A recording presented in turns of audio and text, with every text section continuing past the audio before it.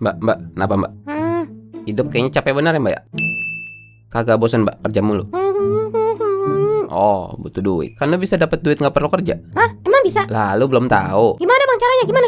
Ya, belum tahu. Gini caranya. Nikah sama suami kaya. Sebuah terobosan hasil inovasi oleh seluruh umat laki-laki yang bisa bikin hidup lo jadi serba gampang. Hanya dengan menuruti semua perintah suami, gaji tiap bulan yang bisa menjamin hidup Anda akan Anda terima sampai cerai atau sampai dia mati.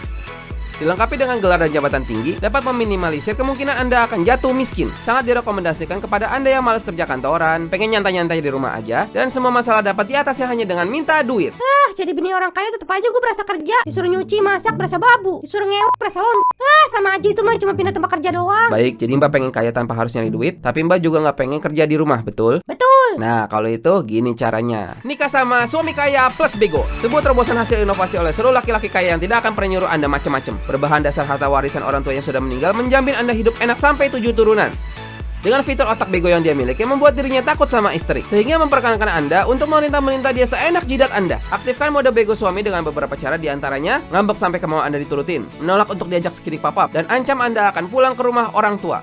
Duit doang banyak, kotak doang bego, tapi tampang kayak dempulan tembok. Duit bisa dicari coy, tapi tampang gak bisa dicari. Bisanya dianugerahin. Masa ntar kondangan gue sama taplak meja. Oh, kalau itu gini caranya. Nikah sama suami kaya plus bego plus ganteng. Sebuah terobosan inovatif oleh seluruh laki-laki ganteng yang punya rahasia untuk bisa cepat jadi orang kaya. Dimodali dengan channel YouTube subscriber tinggi hasil dari bagi-bagi motor dan iPhone, membuat semua konten eksploitasi orang miskin menjadi pundi-pundi uang yang dapat menghidupkan hidup Anda. Duit banyak, kotak bego, tampang ganteng, ntar setia gak? Gini caranya. Nikah sama suami kaya plus bego plus ganteng plus setia. Sebuah terobosan hasil penelitian dari umat laki-laki yang rela mengatasnamakan seluruh harta kekayaannya menjadi atas nama istri. Solusi bagi Anda yang takut kalau suami Anda tidak setia. Duit banyak, kotak bego, tambah ganteng, setia, perjaka gak tuh? Ntar gue dapet duda lagi. Nikah sama suami kaya plus bego plus ganteng plus setia plus perjaka. Sebuah terobosan inovatif dari seluruh umat laki-laki yang Kaya, bego, ganteng, setia, perjaka, soleh gak tuh? Nikah sama Jungkook BTS. Sebuah terobosan hasil inovasi dari Korea. Dia mah banyak fansnya, ntar gue cemburu tiap hari, gue bete tiap hari, makan hati tiap hari. Oh, kalau begitu gini caranya. Nikah sama anak Dajjal.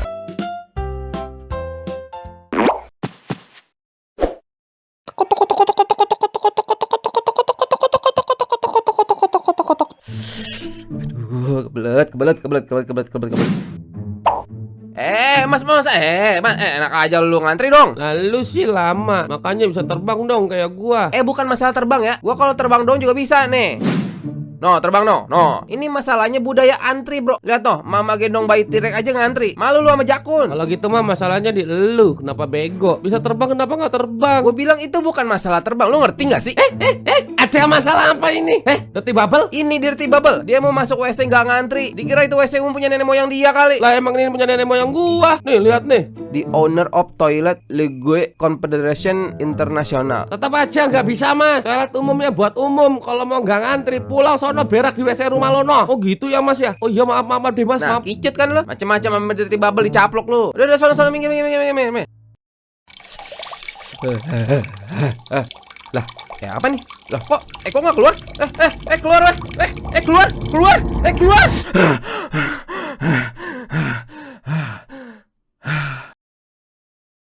Mama, ampun, ada Pak sakit, ada, Mama, Bejo bisa jelasin, biar ya semua bisa jelasin, Bejo juga ditipu, padahal kata dia itu WC, padahal bukan, Bejo juga sakit hati ditipu mentah-mentah bener. Ompol lagi nggak? Enggak, janji, besok nggak bakal lengah, Aduh, kebelet pipis lagi. Oke, bentar. Fokus Bejo, jangan sampai lengah. Kira-kira ini mimpi bukan? Tadi gua kesini mau ngapain ya? Ya mau berenang lah bego. Kan tadi kemari bareng gua. Oh iya benar juga. Oh iya ini gue inget nih. Lu kan teman gua ya? Ya iyalah bego. Oke, bentar. Jangan buru-buru. Ini air beneran sini. Ya kan, Bre? Air beneran kan ya? Ya iyalah bego. Berarti sih ini bukan mimpi ya. Ada yang aneh lagi nggak ya? Ada buaya di kolam renang. Ada pocong lagi berjemur. Gitar sapi teri punya anak. Normal semua sih, ya kan, Bre? Ya iyalah bego. Lah itu kok ada Pikachu lagi kawin sama Ratatouille? Emang itu normal tuh? Ya iyalah bego. Oke lah kalau gitu ini bukan mimpi. Gue yakin ini bukan mimpi.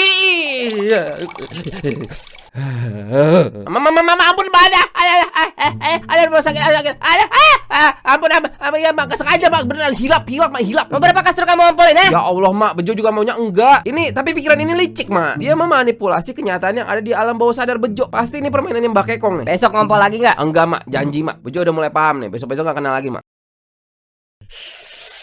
Ini mimpi bukan sih? Bukan.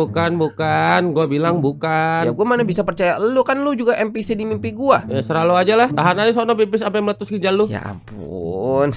Duh, bentar. Ini normal semua gak sih? Tanya gua coba apa kek? Gua lagi PDKT sama Ica atau sama Mira? Sama Ica. Ya iya lah, lu tahu, orang gua tahu kan lu NPC di mimpi gua. Ya udah, coba tanya apa yang lu nggak tahu. Lu pakai sempak warna apa? Warna hijau. Ya iyalah lu tahu, karena pikiran gua nyuruh lu NPC di mimpi gua buat jawab ngasal. Gua tau dari mana lu beneran pakai sempak hijau. Nih lihat nih. No, nih hijau poren. Ya iyalah hijau, karena lu NPC di mimpi gua bakal berkelakuan, bakal berpenampilan sesuai sama apa yang gua pikirin. Tahu dari mana gua Ya kalau udah selalu ayolah. Kencing enggak dah. Aduh, ini mimpi bukan sih? Bukan. Gua bilang bukan. Kalau sampai ini mimpi lu tanggung jawab ya. Bebas dah, selalu. Yang penting lu berhenti bacot udah. Ya udah, gua ke WC dulu. Apa nih? Apa nih? Apa nih? Mama, sakit ya. Ada.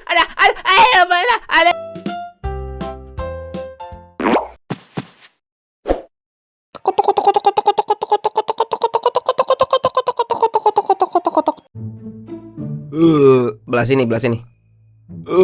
Yang sini bisa mijit nggak? Oh, hai kamu. Betina di belakang gue yang lagi mijitin gue ini adalah bini gue. Dia pala batu, pemalas, dan mau menang sendiri, boro-boro membantuin gue. Bantu diri sendiri aja minta bantu gue loh. Tapi kok dia mijitin gue loh? Kok dia nurut sama gue? Konspirasi elit global apa ini? Semua ini ada permainannya, bre. Dan penting bagi kalian semua untuk para pejantan yang takut sama istri untuk tahu bagaimana cara memperbudak istri. Wah, bagaimana tuh bang caranya? Aku mau tahu dong bang, pakai banget. Tenang, gue jelasin pelan-pelan, atu-atu. Semua berawal dari badan gue yang pegel-pegel. Bine, pegel. Pijit dulu. Lagi nonton drakor. Ya ntar dulu gitu, pijit dulu ngapa? Lagi nonton drakor. Jika kalian perhatikan teman-teman, ini merupakan fase pertama di mana istri ngelunjak sama suami. Gejala awalnya seperti yang lo lihat barusan, dia nggak mau gue suruh pijitin bahu gue. Lantas apa penyebab istri bisa ngelunjak begini? Tidak lain dan tidak bukan karena istri sudah terlalu independen dan merasa tidak butuh bantuan kita. Maka dari itu perlu kita ingatkan betapa kita dibutuhkan oleh istri dan betapa istri butuh suami kita. Langsung ke contoh aja. Di sini gue ada mesin air, sebuah alat yang dimana istri gue nggak mungkin ngerti sama sekali tentang mesin air. Maka dari itu kita dapat memanfaatkan keuntungan ini. Langkah pertama, cabut colokan mesin airnya. Selesai. Sekarang kita tinggal tunggu. Membutuhkan beberapa jam sampai sistemnya mulai berjalan. Jadi mari kita tunggu bersama. Pak, air kok mati sih, Pak? Wah, ini adalah kejadian langka yang sangat amat gawat. Namun satu-satunya orang di rumah ini yang dapat memperbaiki mesin air yang rusak adalah Papa. Mari ikut Papa dan kita lihat apa yang bisa Papa perbuat.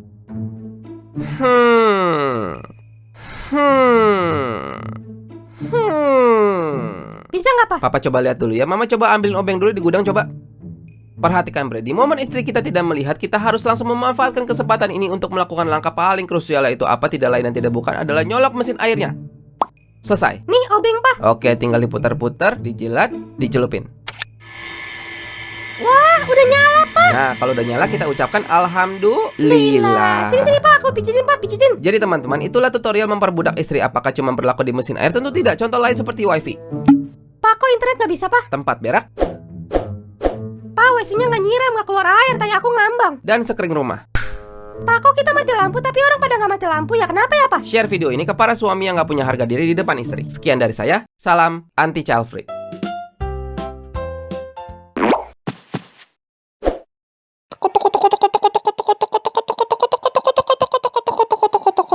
Jadi gini, bre, bukan apa-apa sih, cuman ya, aduh, kalau diceritain sedih sih. Cerita aja nggak apa-apa. Bener nih, gue boleh cerita. Ya lalu udah kenal gue berapa lama sih? Jadi ini soal anak gue sih, bre. Dia udah dari lama dia pengen ke Taman Safari. Nah, gue gimana ya? Kenapa emang? Gue nggak ada duit, bre. Ayo nangis juga, ayo. Udah 5 hari ini dia minta ke Taman Safari, tapi gue nggak ada duit. Bego, gue bapak bego. Udah, jangan mikir gitu, bre. Ini kalau boleh aja, bre. Tapi nggak usah, bre, nggak usah. Udah nggak apa-apa. Butuh berapa emang? Buat tiket masuk sama transport sama jajan sama sarapan sama kalau anak gue pengen ngasih makan onta sih 2 jutaan lah, bre. 2 juta. Kalau kamu kasih gue juga Pegang aja, bre. Pegang aja nih 2 juta. Lu tambahin nih 3 juta kalau perlu. Ini seriusan lo membantu gue, bre? Iya, bre, nggak apa-apa buat anak lu.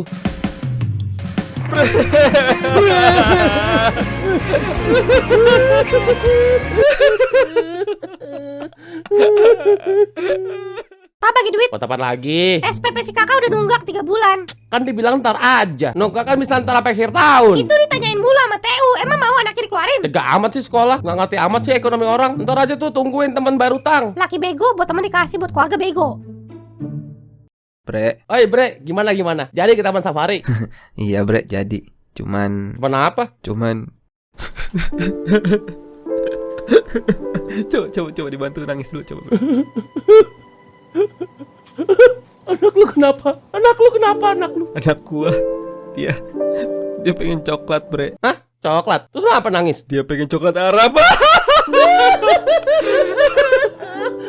Di Alfamart gak ada, bre. Di Alfamart gak ada. Kenapa jadi begini? Gua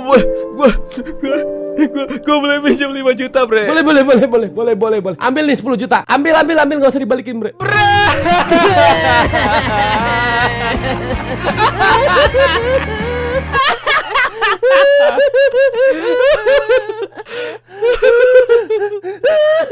Bagi duit gocap. Dua duit.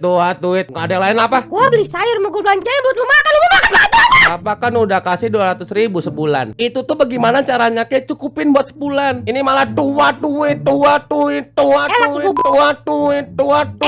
tahu nggak makanan kucing berapa? 200.000. Nah, makan dari itu. Ambil pelajaran dari kucing. Kucing aja bisa 200.000 sebulan. Kenapa kita enggak? Silakan duduk, bre. Mama, makanan mana nih? Nah, ini dia nih. Yuk, bre, dimakan dulu. Yang ada aja ya. Ini apaan, bre? Makanan kucing. Sorry ya, lagi nggak ada apa-apa di sini. Lu kenapa, bre? Coba dibantu nangis dulu, bre.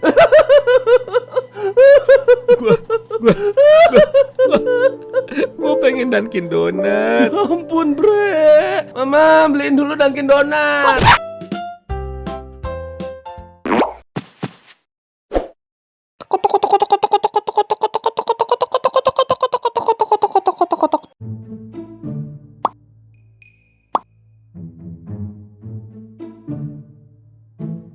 Selamat sore pemirsa, bertemu lagi di reality show kesayangan kita, Kotok Show. Dengan dua narasumber kita kali ini, Mas Agung dan si Mas Otak Dengkul.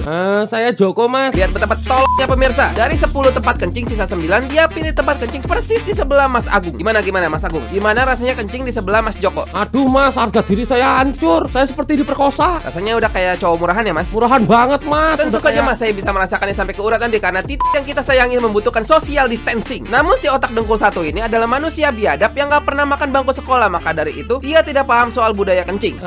Saya Joko, Mas. Gimana Mas? Gimana nih rasanya punya otak di dengkul?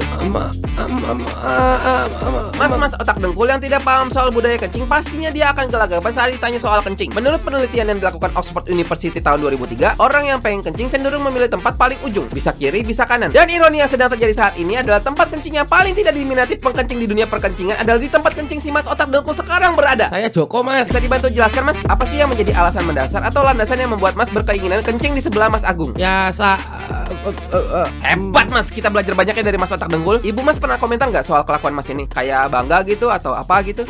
ya. Mama bangga nak, mama bangga. Mak. Wah, gokil. Lalu, Mas udah punya anak? Udah ini mah ya. Apakah ada cita-cita dari anak Mas untuk mencontoh perbuatan bapaknya ini? Pengen punya otak dengkul kayak bapaknya? Iya, enggak. Ya, seperti biasa gelagapan tapi bisa dimaklum karena otak Mas didengkul. Ngomong-ngomong soal otak dengkul, di sini sudah ada Bapak Pemimpin Negeri Kotak yang akan memberikan penghargaan. Terima kasih, Mas Joko. Terima kasih atas keuletan, kegigihan, dan komitmen untuk mengganggu ketenangan hidup orang lain saat kencing. Silakan, Mas. Terima kasih telah mempesingkan mama bangsa. Kasih tepuk tangan dulu dong. Bapak dan Ibu sekalian, Mas Joko adalah salah satu anak emas bangsa kita. Saya berharap kedepannya Mas Joko dapat menjadi suri teladan kita semua. Kencing sebelahan dengan orang lain yang kencing juga merupakan kebajikan yang wajib dianut kita semua demi merubah pribadi kita menjadi lebih baik lagi. Tepuk tangan yuk, tepuk tangan. Bu, itu anak saya loh. Bu, itu anak saya loh. Joko, anak mama.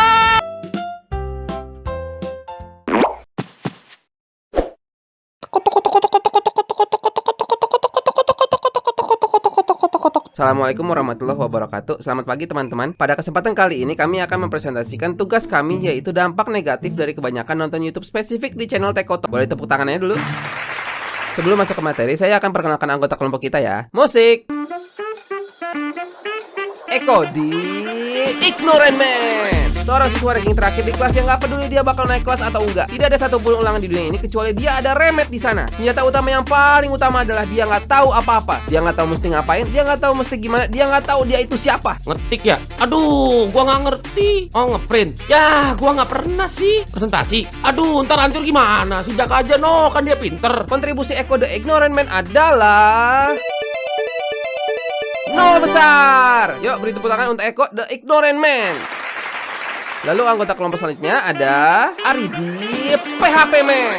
Dia dikenal dengan hobinya yang unik, yaitu doyan memberi harapan namun semuanya selalu palsu. Beranjak dari kelahirannya yang tidak diharapkan oleh orang tuanya, Kok cowok sih, kemarin katanya cewek?